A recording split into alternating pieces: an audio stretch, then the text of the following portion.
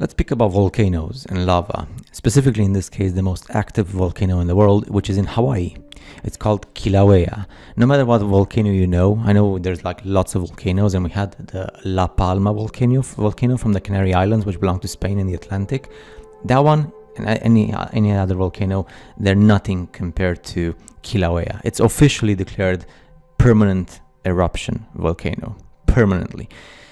People don't like me when I speak about volcanoes, and I'm not the only one, but there seems to be something in people's brains that automatically hates you for saying that lava and volcano is not what you're being taught in school. I guess that's the whole thing with everything, right? If you tell somebody that they don't live on a globe spinning in space, they get angry and mad at you. The Kilauea volcano, being the most active in the world, in permanent eruption, lava shoots into the ocean from a round cave. And lava shoots into the ocean just like water. It looks like high temperature water mixed with something that makes it red. So my question is, and not just my question, any other question from a normal human being who has a bit of intelligence, why doesn't this channel through which the lava comes expand? Because the lava is melting, and the lava should be melting the whole area until the whole channel gets bigger and bigger. The channel is the same. No matter how much lava comes outside, nothing melts. Why? And look at the lava, look at the texture. You tell me afterwards. So lava doesn't melt, so that more and more rock comes like falling and stuff, and the channel gets bigger. Why is the lava so thin? You see, it's thin like water. It's not viscous. And this is the most active volcano in the world. There's no pressure differences, so the lava flows out faster and sometimes slower, which should be the case because, and if you actually see the pictures and the videos from what happened in La Palma, you see when lava comes out from the La Palma volcano, it's exactly in the same way. That thinness, it's so thin.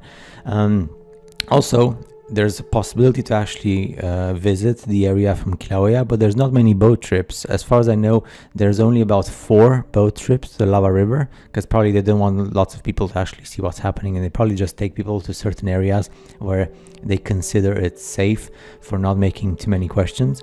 And the color differences as well in the lava, if you want to analyze and stuff, and the viscosity. The thing is, this volcanoes,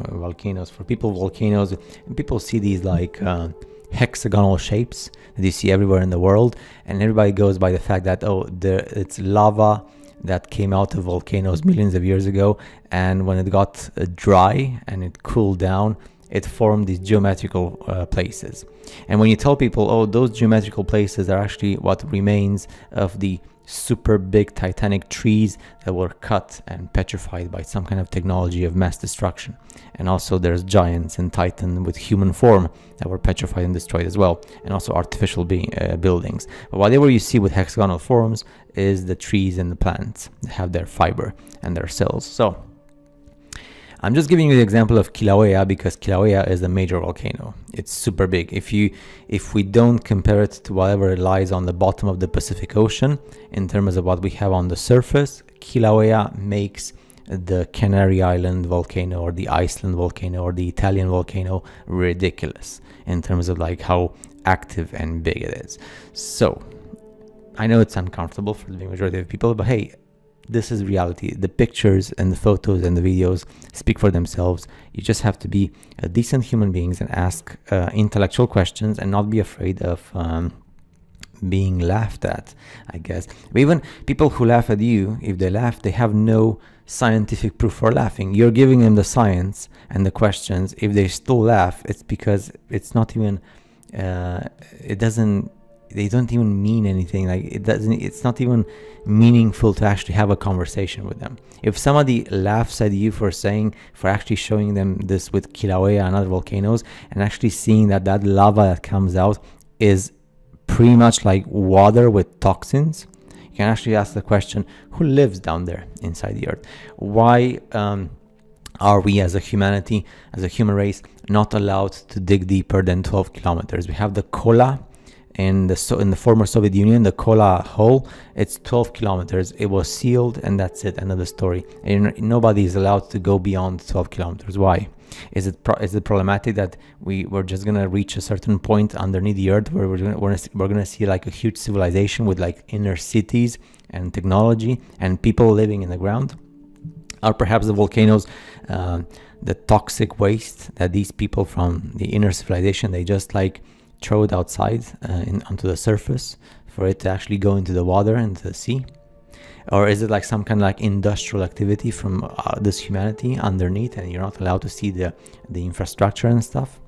Those are the questions that make people feel uncomfortable. Those are the questions that make people yell and scream at you and me and calling us conspiracy theorists. When in actual fact, the only thing we do is putting the knowledge and the evidence on the table, asking uncomfortable questions, being anti-hypocrites, because we are anti-hypocrites, so that's the opposite of being a hypocrite, and just trying to ask to give answers. And no, we still have to be laughed at, because we're saying that what we see from the volcano, that lava is actually some liquid mixed with who knows whatever toxins or chemical waste that gives it its specific color, and it comes from underneath the ground, which means that something is happening there, and that has nothing to do with the earth being a globe and with the core of the earth being molten lava or something like that, spinning in space with curvature and gravity. It's so sad, man. I mean, once you see these things,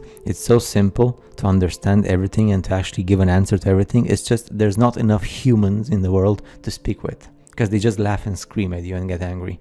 So sad.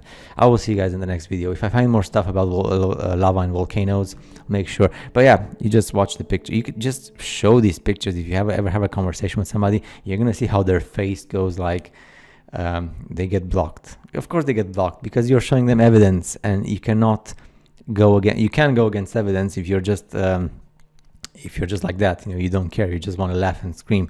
When you have hardcore evidence and you have the question and stuff, only if you don't want to accept it, you don't accept the truth. It's just like that. Hopefully you enjoyed this video, and I'll see you guys in the next one.